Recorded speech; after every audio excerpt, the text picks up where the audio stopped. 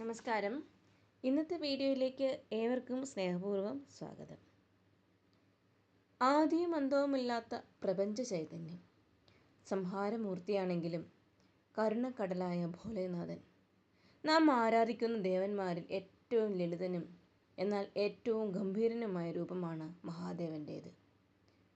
ഭസ്മം പൂശിയ മേനിയും ജടയിൽ ഗംഗയെ ധരിച്ചും കൈലാസത്തിൽ ധ്യാനിച്ചിരിക്കുന്ന ആ രൂപം വെറുമൊരു സങ്കല്പമല്ല, മറിച്ച് നമ്മുടെ ഉള്ളിലെ ശാന്തിയിലേക്കുള്ള വഴിയാണ്.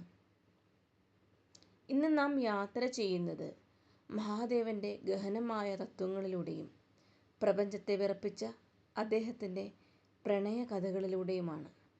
കൂടാതെ മഹാദേവനെ ഭജിച്ചാലുണ്ടാകുന്ന, മഹാദേവൻ്റെ ഗായത്രി മന്ത്രം ജപിച്ചാലുണ്ടാകുന്ന ഗുണവശങ്ങളെ പറ്റിയുമാണ് ഇന്നത്തെ വീഡിയോയിലുള്ളത്. ഇന്നത്തെ വീഡിയോ ആദ്യം മുതൽ അവസാനം വരെ കാണാൻ മറക്കരുത്.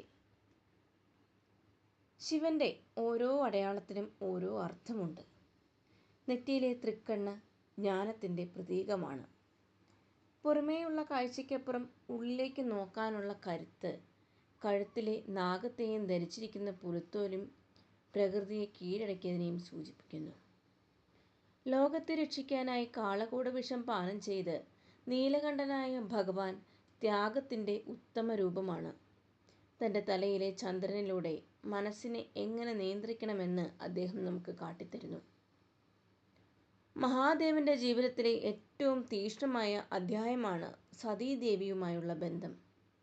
തൻ്റെ ഭർത്താവിനെ പിതാവായ ദക്ഷൻ അപമാനിച്ചത് സഹിക്കാനാവാതെ യാഗാഗ്നിയിൽ ആത്മാഹൂതി ചെയ്ത സതി ത്യാഗത്തിൻ്റെ പ്രതീകമാണ്.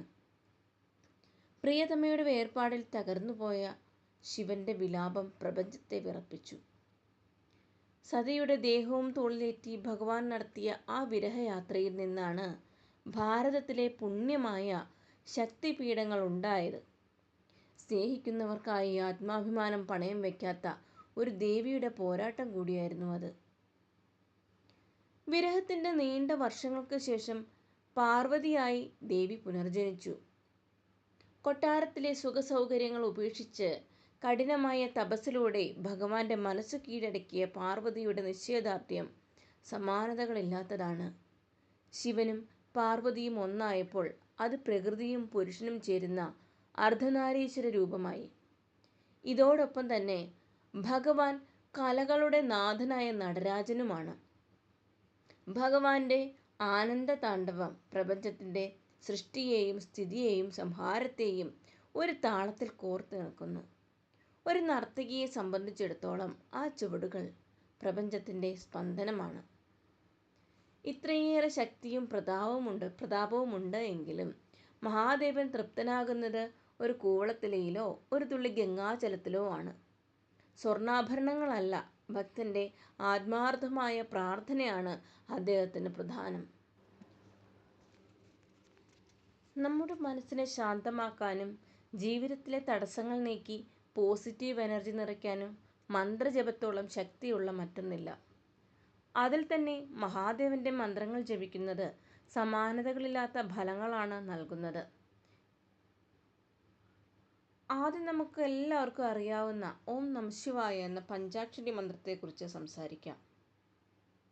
ഭൂമി, ജലം, അഗ്നി, വായു, ആകാശം എന്നീ പഞ്ചഭൂതങ്ങളെ ഈ അഞ്ചക്ഷരങ്ങൾ പ്രതിനിധീകരിക്കുന്നു. അമിതമായ ഉത്കണ്ഠയും ദേഷ്യവും കുറയ്ക്കാൻ ഈ മന്ത്രം സഹായിക്കുന്നു. നിത്യവും പഞ്ചാക്ഷരി ജപിക്കുന്നത് ഭയത്തെ ഇല്ലാതാക്കാനും ആത്മവിശ്വാസം വർദ്ധിപ്പിക്കാനും സഹായിക്കും. നമ്മുടെ ഉള്ളിലെ ചുറ്റിലുമുള്ള നെഗറ്റീവ് ഊർജത്തെ പുറന്തള്ളാൻ ഈ ലളിതമായ മന്ത്രത്തിന് സാധിക്കും. അടുത്തത് ശിവഗായത്രി മന്ത്രമാണ്. ബുദ്ധിയെ ഉണർത്താനും അറിവ് വർദ്ധിപ്പിക്കാനുമാണ് നാം ഈ മന്ത്രം ജപിക്കുന്നത്. പഠിക്കുന്ന കുട്ടികൾക്കും ജോലിയിൽ ശ്രദ്ധ കേന്ദ്രീകരിക്കാൻ ആഗ്രഹിക്കുന്നവർക്കും ഈ മന്ത്രം ഉത്തമമാണ്. ജീവിതത്തിൽ ശരിയായ തീരുമാനങ്ങൾ എടുക്കാനുള്ള മാനസിക വ്യക്തത ശിവഗായത്രി മന്ത്രം നൽകുന്നു. അറിഞ്ഞോ അറിയാതെയോ ചെയ്തു പോയ തെറ്റുകളിൽ നിന്ന് മോചനം നേടാനും മനസ്സിനെ ശുദ്ധീകരിക്കാനും ഈ മന്ത്രം ജപിക്കാം. ഓം തത്പുരുഷായ വിദ്മഹേ മഹാദേവായ ധീമഹി തന്നോ രുദ്ര പ്രചോദയാത്. ഇതാണ് ശിവഗായത്രി മന്ത്രം. ഏറ്റവും ശക്തമായ മന്ത്രങ്ങളിലൊന്നാണ് മഹാമൃത്യുഞ്ജയ മന്ത്രം. മരണഭയത്തെ ഇല്ലാതാക്കുന്ന, ആയുസ്സും ആരോഗ്യവും പ്രദാനം ചെയ്യുന്ന മന്ത്രമാണ് ഇത്. ത്രംബകം യജാമഹേ സുഗന്ധിം പുഷ്ടിവർദ്ധനം ഉർവാരുകമിഹ ബന്ധനാത് മൃത്യോർമുക്ഷീയമാമൃതാത് എന്നതാണ് ശിവന്റെ മഹാമൃത്യുഞ്ജയ മന്ത്രം. മഹാരോഗങ്ങളിൽ നിന്ന് മുക്തി നേടാനും ശാരീരികമായ അവശതകൾ കുറയ്ക്കാനും ഈ മന്ത്രം ഉത്തമമാണ്. അപകടങ്ങളിൽ നിന്നും ഭയത്തിൽ നിന്നും സംരക്ഷണം നൽകുന്ന ഒരു കവചമായി ഈ മന്ത്രം പ്രവർത്തിക്കുന്നു. അകാല മരണം തടയുന്നു. ജീവിതത്തിലെ വലിയ പ്രതിസന്ധികളെയും നഷ്ടങ്ങളെയും നേരിടാൻ ഈ മന്ത്രം നമുക്ക് കരുത്ത് നൽകുന്നു. ഈ മന്ത്രങ്ങൾ ജപിക്കുമ്പോൾ പൂർണ്ണമായ വിശ്വാസത്തോടും വൃത്തിയോടും കൂടി വേണം ചെയ്യാൻ. ബ്രാഹ്മമുഹൂർത്തത്തിലോ സന്ധ്യാസമയത്തോ ജപിക്കുന്നത് കൂടുതൽ ഫലം നൽകും. മന്ത്രങ്ങൾ കേവലം വാക്കുകളല്ല, അവ പ്രപഞ്ചത്തിൻ്റെ സ്പന്ദനങ്ങളാണ്.